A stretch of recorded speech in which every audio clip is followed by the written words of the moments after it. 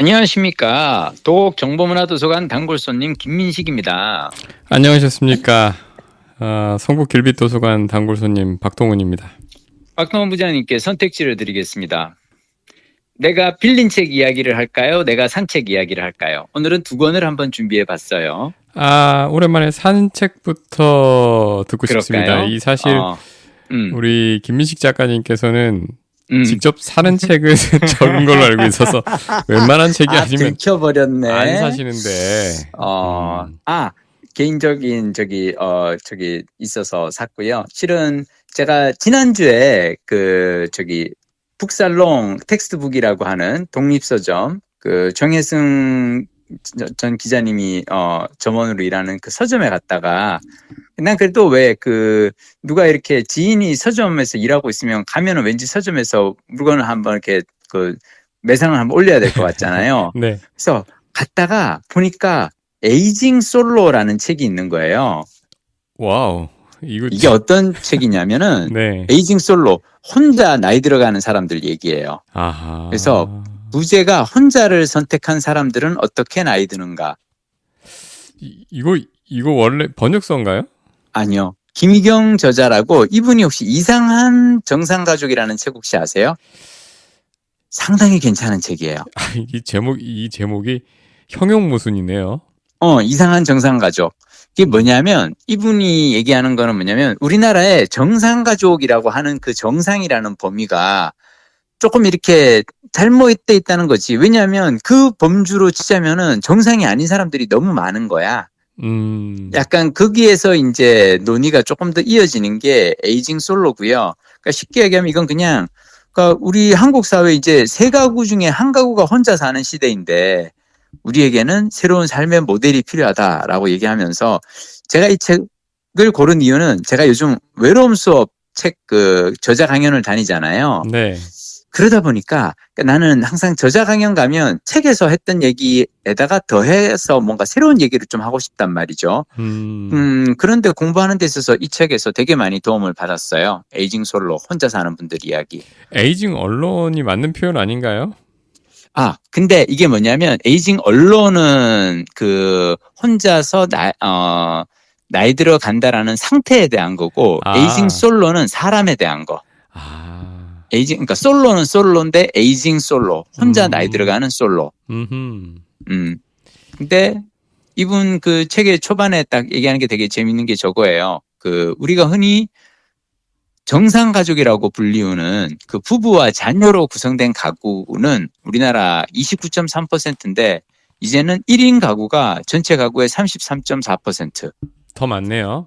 1인 가구가 더 많고 청년은 미혼, 중년은 이혼, 노년은 사별. 셋 다 우울하냐. 그러니까. 근데 이 셋 다 우울한데 자세히 보면 20대, 30대 싱글은 왠지 당당한 라이프 스타일을 갖고, 그리고 이 중노년, 그러니까 이혼이나 사별로 혼자가 된 중노년은 왠지 고독사 대책들 이렇게 막 이렇게 세우는 약간인 것 같은데, 일찍이 혼자를 선택해서 20년 이상 이렇게 스스로 삶을 꾸려온 비혼 중년들의 이야기는 없었다는 거죠. 40대, 50대 우리나라에 비혼 중년들이 많잖아요. 제 주위에도 많아요. 그러니까. 근데 이게 우리가 왜 20, 30대 이제 이 젊은 미혼, 그러니까 결혼, 출산, 육아를 안 한다는 이 20, 30대들 우리가 얘기들을 하고, 그리고 60대 이상은 고독사 하면 어떡하냐 그래서 우리가 하면서 40, 50대 에이징 솔로들에 대한 이야기가 없는 거죠. 여기서 말하는 에이징 솔로는 딱 거기군요. 딱 그게요. 40대, 50대 이 중년의 1인 가구들. 그래. 이분들은 철저하게 배제돼 있었어. 그렇지.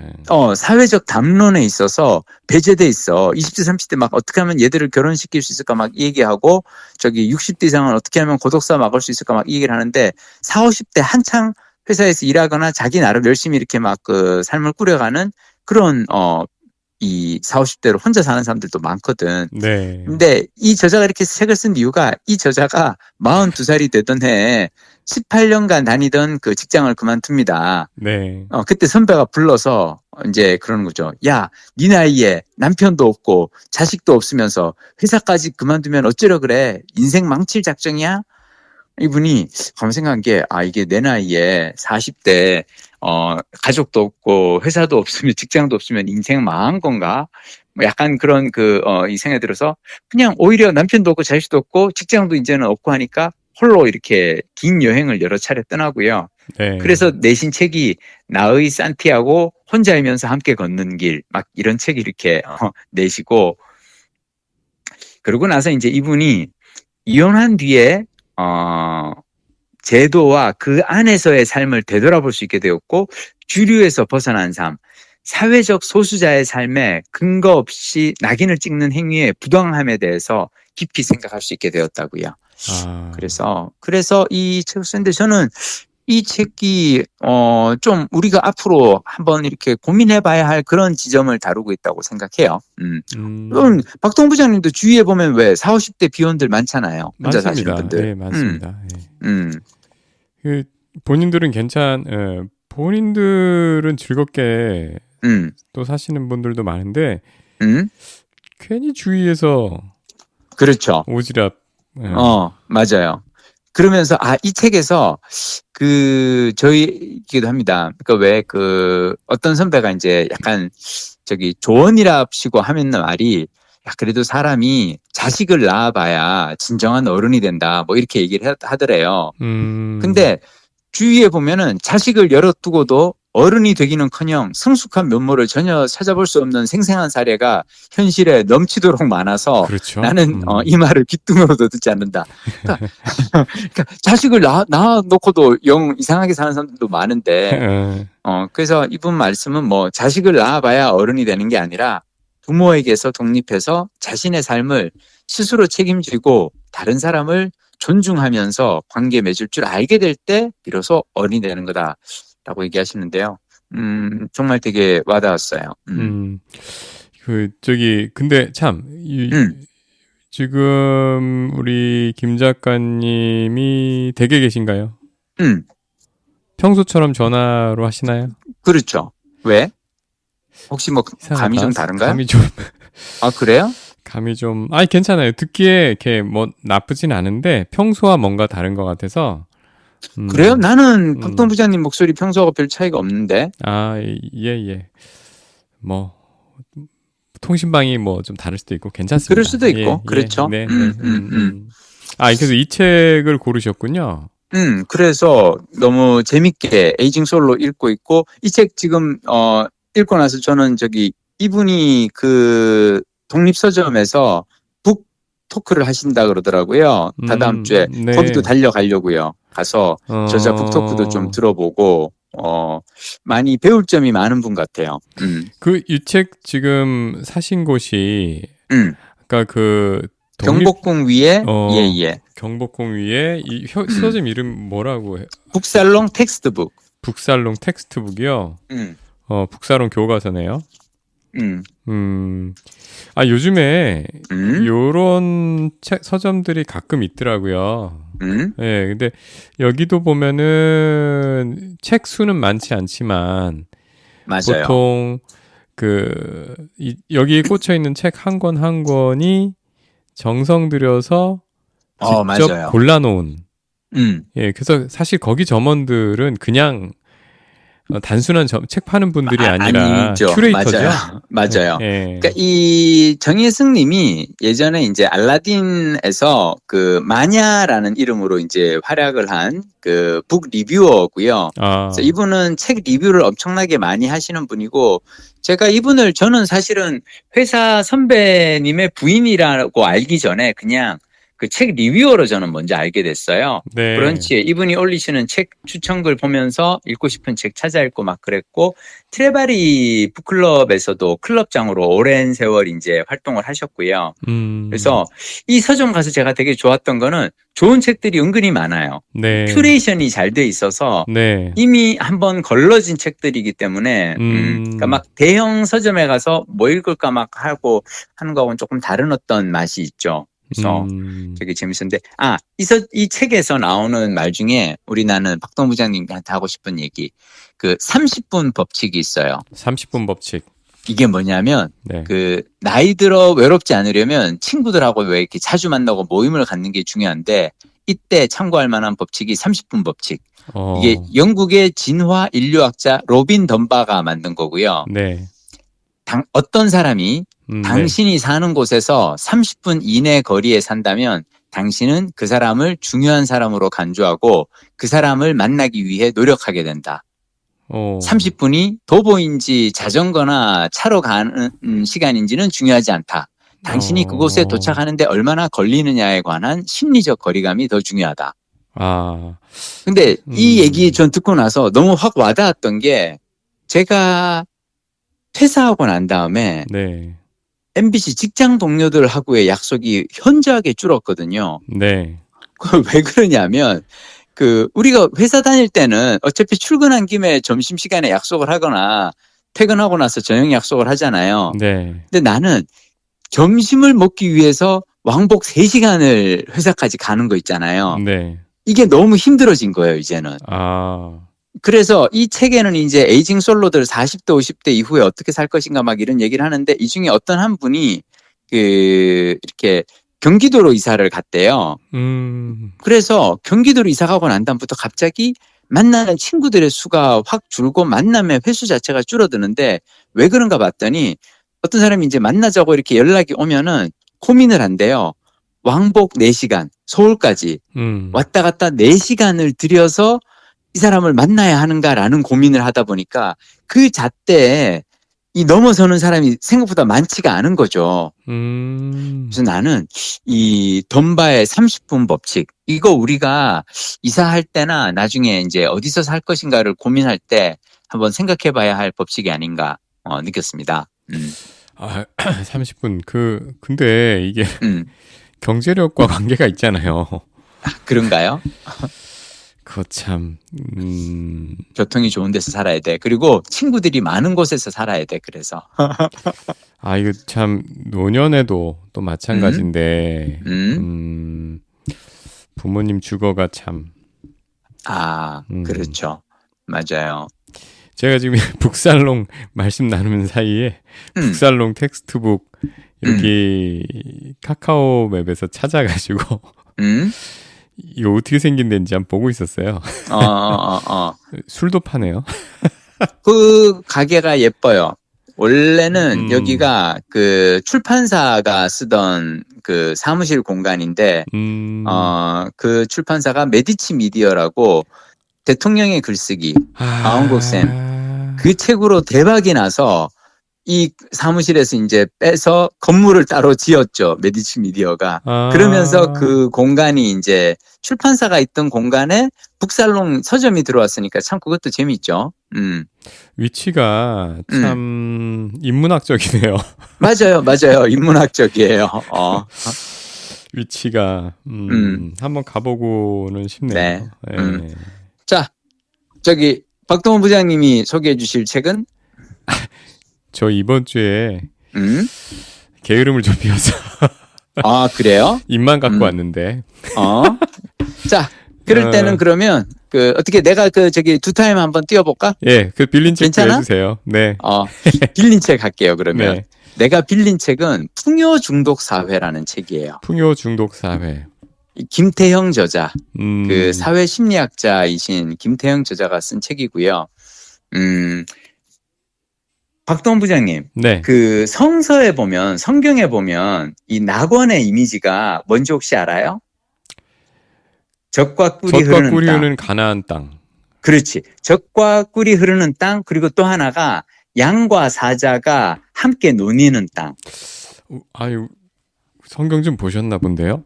아니요, 그거는 책에서 내가 그냥 이 저자께서 책에서 인용을 한 건데, 자 그러면서 이 저자가 얘기하는 건 뭐냐면 이상적인 사회, 낙원 사회에 필요한 게 두 가지가 있는데 젖과 꿀이 흐르는 땅이라는 거는 풍요, 그리고 양과 사자가 함께 논이는 땅은 화목. 그러니까 풍요와 화목을 두 가지 어떤 기준이라고 생각하면 네. 이 두 가지 조건으로 사회를 가로축과 이렇게 세로축으로 이렇게 나누면은 4분면이 나와요. 가난하고 불화하는 사회가 있고, 네. 가난하고 화목한 사회가 있고, 네. 그리고 풍요롭지만 불화하는 사회가 있고, 풍요롭고 화목한 사회가 있고. 자, 그러면은 한국 사회는 어디죠? 자, 이거를 이제 우리가 한번 얘기를 해봅시다. 인류 역사상 일단 우리는 맨 처음에는 무조건 가난 화목 사회로 시작을 해요.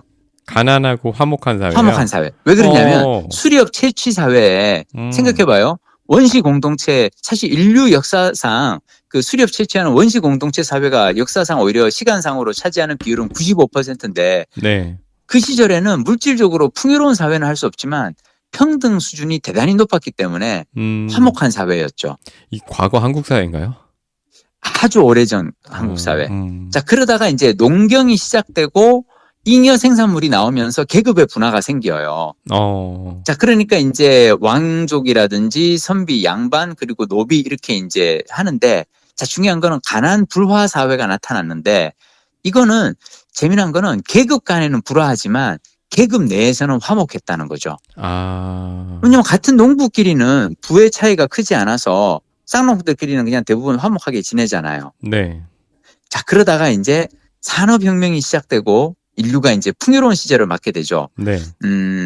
제가 생각했을 때 우리 왜 1980년대, 90년대 경제 발전으로 인해서 한국 사회가 풍요로워졌고 그때 당시 우리가 왜 독재 정권하고는 불화했지만 노동자와 대학생들이 함께 연대해서 왜 공동의 적과 싸운 화목한 시절이었어요. 나름.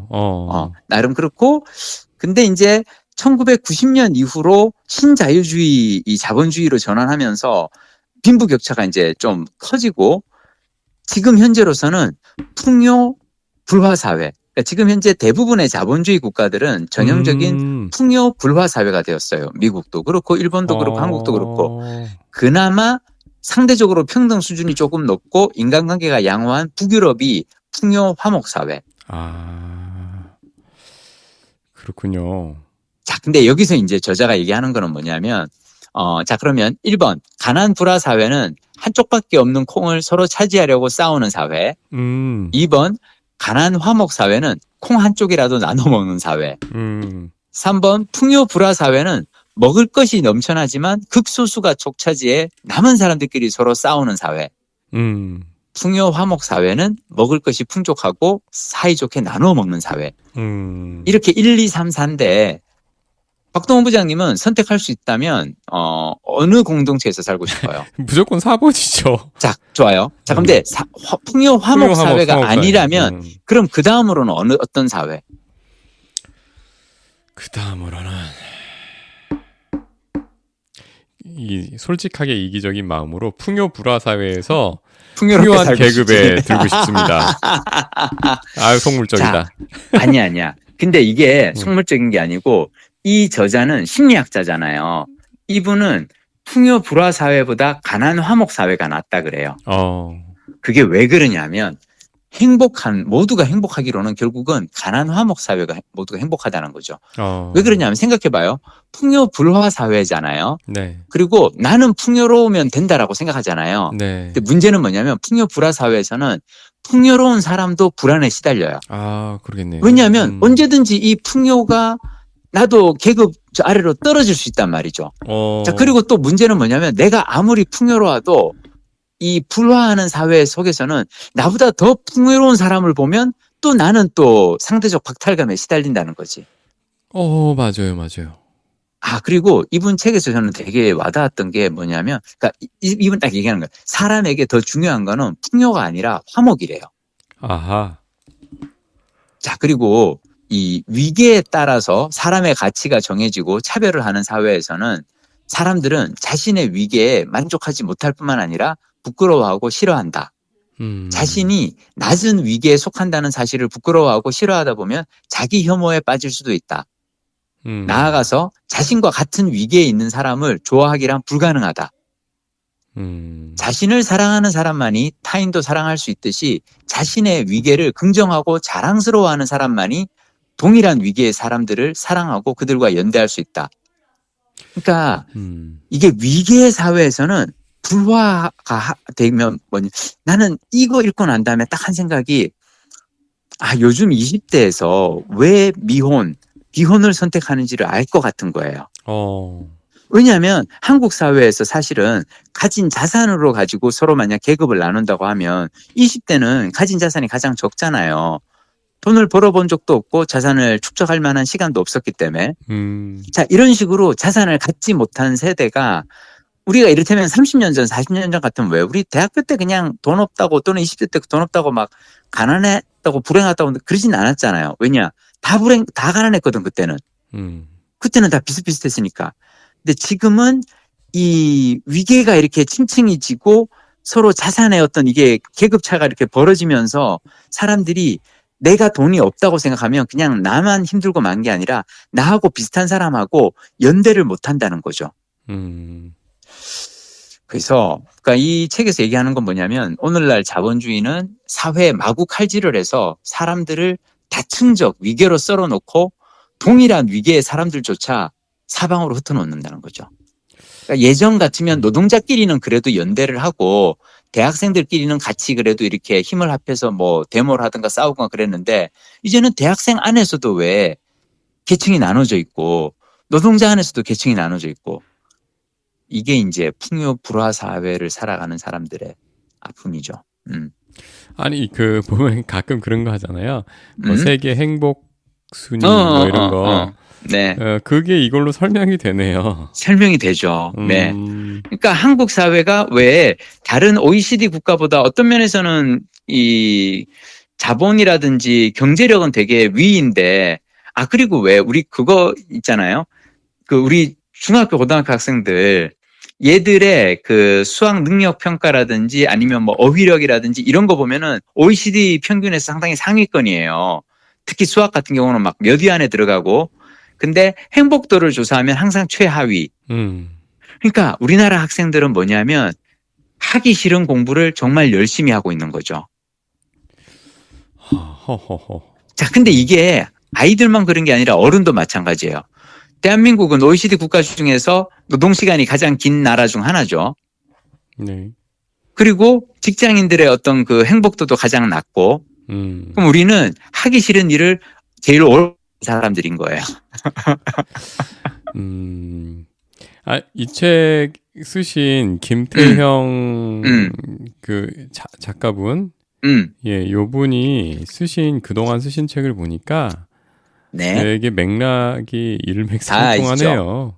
그러니까 이분이 예전에 이제 막 대통령들 정신건강 이렇게 전문적으로 분석하고 막, 그러니까 하여튼 한국 사회의 전반적인 정신건강을 이렇게 분석하는 사회심리학자세요. 그래서 이분이 이제 심리학자로서 이런 얘기를 해요. 그러니까 불화 사회가 왜 안 좋냐면은 건강에도 안 좋다는 거죠. 네. 그러니까 이렇게 사람의 신체는 위협을 느끼는 상황에서 스트레스를 받으면 왜 이렇게 소화나 면역 같은 일상적인 신체 활동을 억제하고 대신에 아드레날린 같은 이 특정 호르몬의 분비가 촉진됩니다. 왜냐하면 이제 빠르게 뭔가 기민하게 대처하기 위해서 막 이렇게 흥분해. 자, 그러니까 대신에 이제 평소 정상적 신체 기능을 하는 호르몬 분비는 억제를 해야죠. 얘를 이제 힘을 줘야 되니까. 그러다가 위협이 사라지면은 다시 신체는 이제 일상적인 신체 활동으로 복귀를 해야 되는데, 불안으로 인해서 만성적으로 스트레스를 받는 신체는 심혈관계나 면역 체계 등에 이상이 생긴다는 거죠. 그러니까 이게 이분 얘기하는 게, 공포는 지속 기간이 짧은 반면에 불안은 긴데, 풍요 불화 사회에서 살아가는 사람들의 마음은 불안에 지쳐간다는 거죠. 이게 풍요 불화 사회에서 내가 풍요롭고 덜 풍요롭고가 아니에요. 모두가 불안해진 거예요. 이분 책 제목을 한번 쭉 보니까요. 읽어주세요. 가짜 행복 권하는 사회.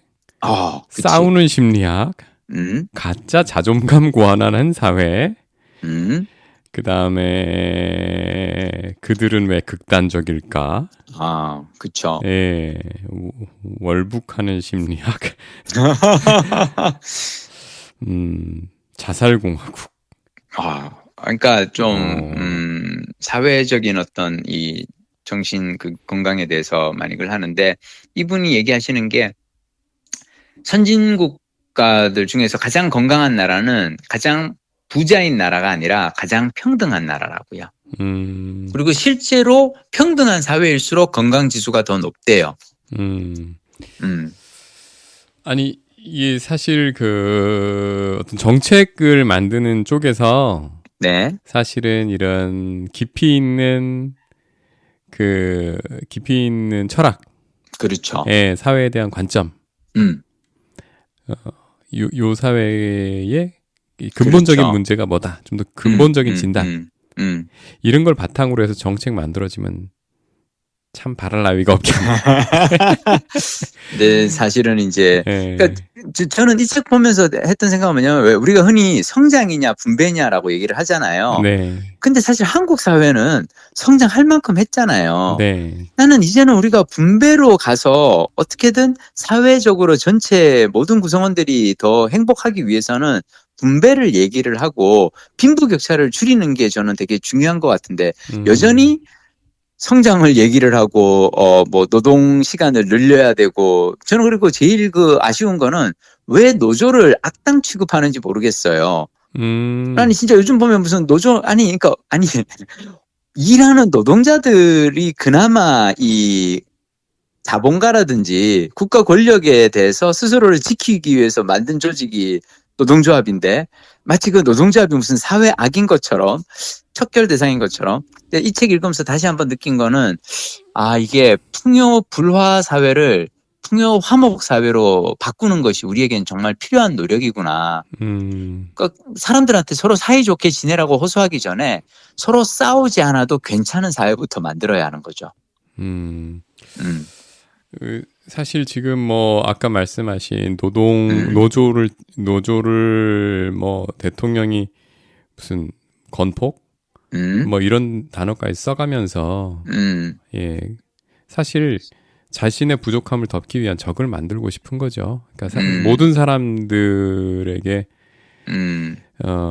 모든 사람들의 그 관심과 미움을 예, 돌릴 대상을 갖다가 뭔가를 악마화해서 하고 싶은 거 아니겠어요? 근데 그거 누가 모르겠어요. 좀만 상식적으로 생각해 보면 다 아는 문제인데, 근데 또 그런 저열한 시도가 먹히는 걸 보면 그러니까요. 예, 기자들이 더 부끄럽다.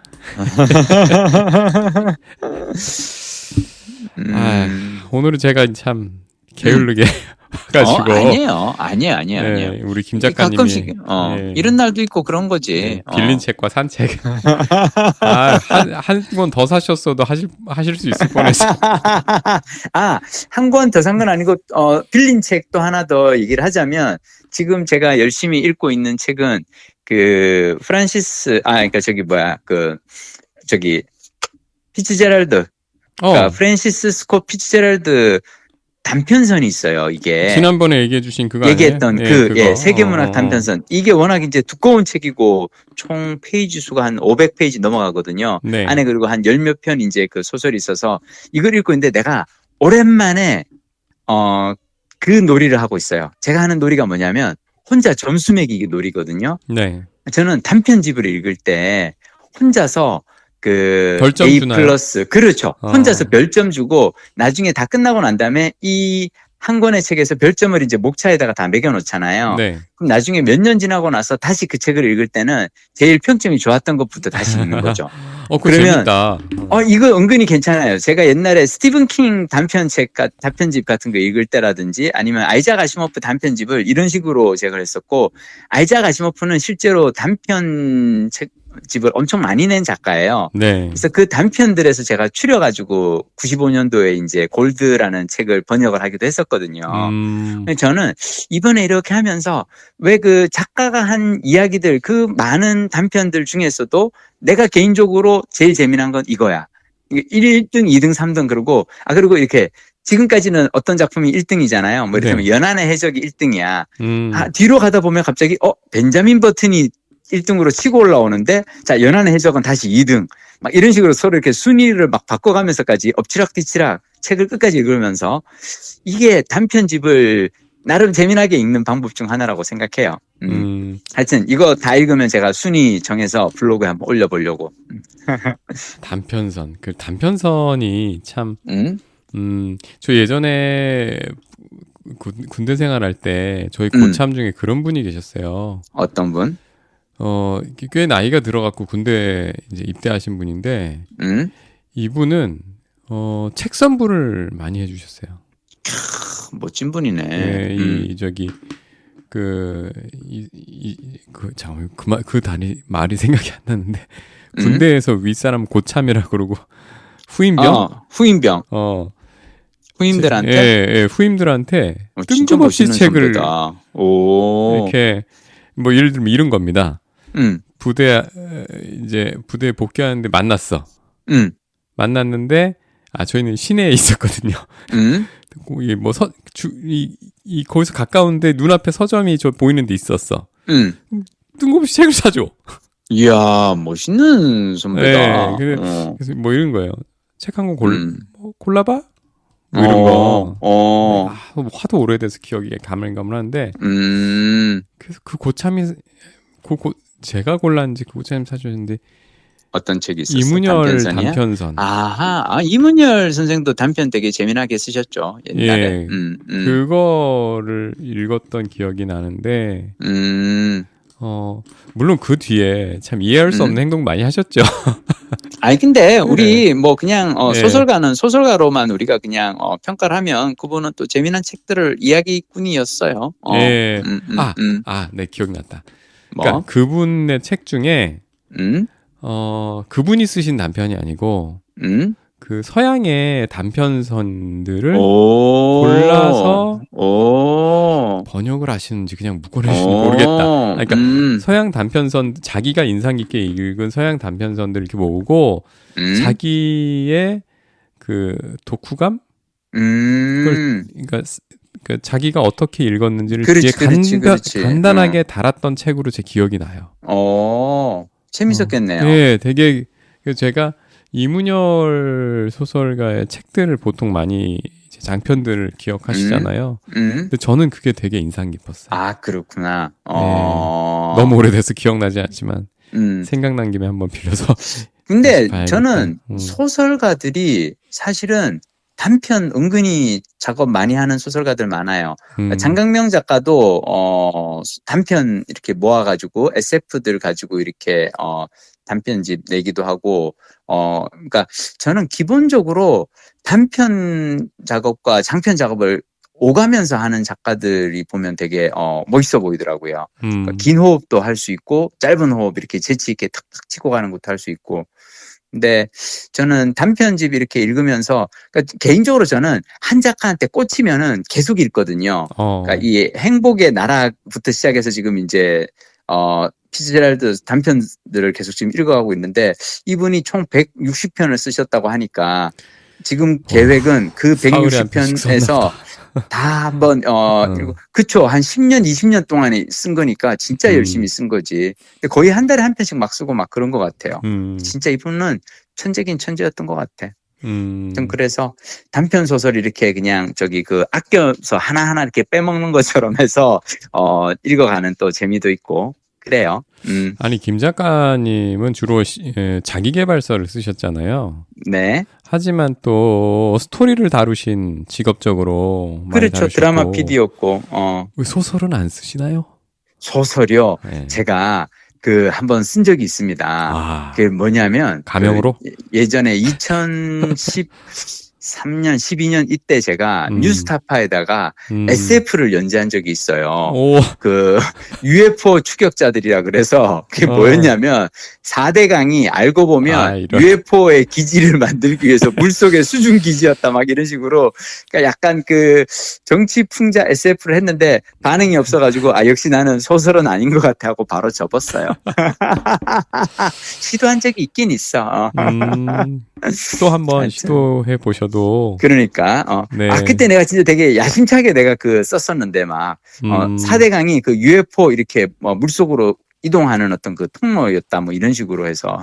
그래, 이거를 직설적으로 논리적으로 비판해도 좋지만 네. 그렇게 유쾌한 상상력으로 아니, 왜냐하면 그렇지 네. 않고서는 그런 걸 만들 이유가 없지 않느냐, 뭐 약간 이런 그거여서 하여튼, 재밌었어. 지금 시점에 필요한 게 있는데 이 후쿠시마 방류 이후에 디스토피아를 그린 SF.